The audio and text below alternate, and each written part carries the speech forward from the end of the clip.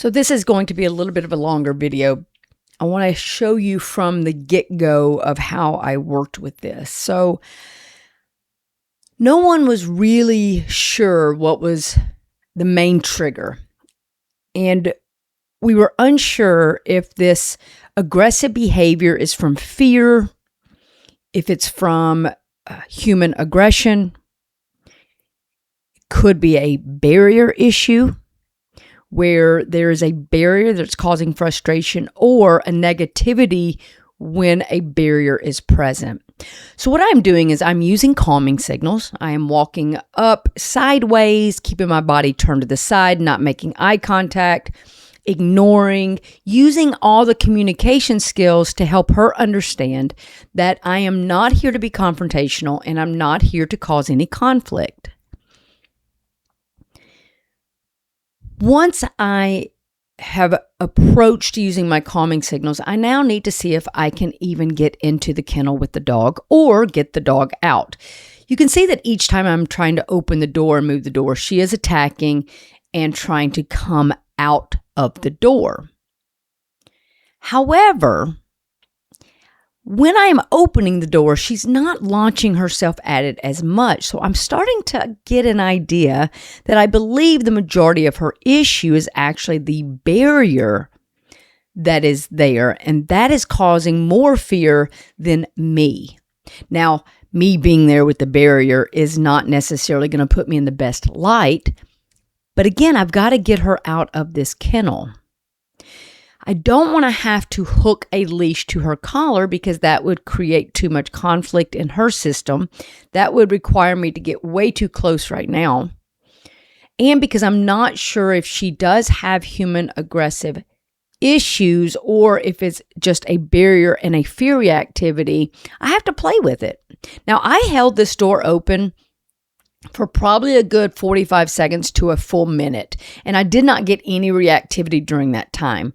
So at that point, I'm starting to be fairly confident that it's the door that's the issue and not as much me the issue.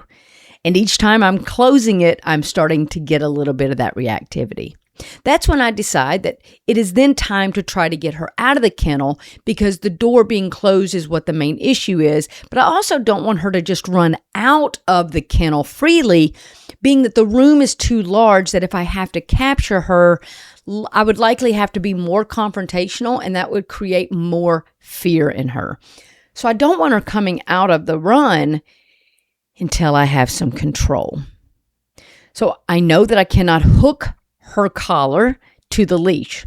So I'm going to take a leash and just make a loop so that I can put it just over top of her head. So getting her out of the kennel can be less confrontational and I can start giving her a little bit more freedom outside of the kennel and hopefully to where she's not feeling so trapped.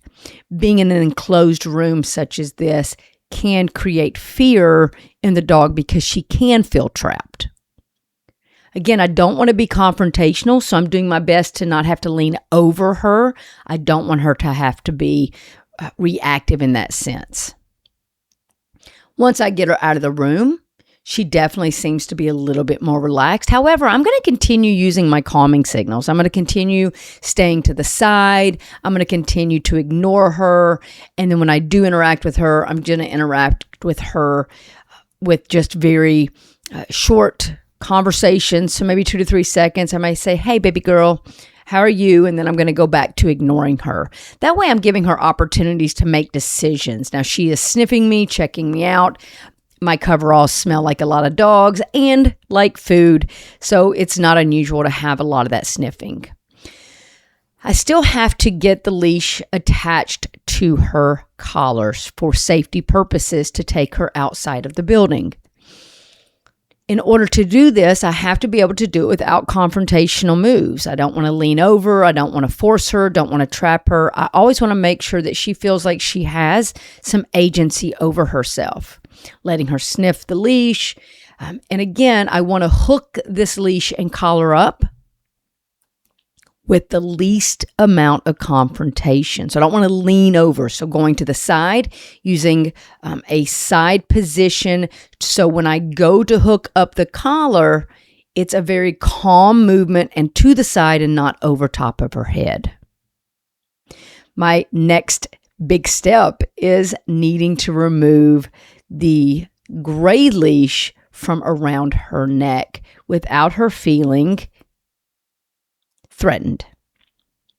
I felt like the best place to do this was at the door to go outside, because going outside could be a positive for her.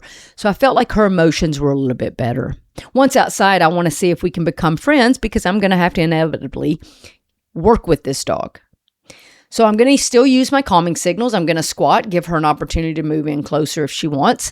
I'm giving her a little bit of leash so that she can move away. I'm talking with her, but also talking for a few seconds and then ignoring her to let her make a decision. I don't want her to feel overwhelmed and trapped. And here I'm just talking with her using my calming signals. And she's doing a really nice job at communicating back. And what happens here is that she starts to trust that when she's uncomfortable, I ignore her. So she's learning that when she says no, I'm being respectful. And that is why we're able to create a relationship here and create that trust. No force, no fear, just clear communication and respect.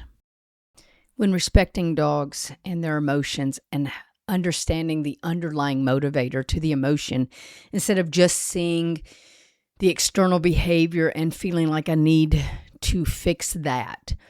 That external behavior is just communicating to me the fear and anxiety that she feels behind closed doors. And she's had a lot of changes in her life.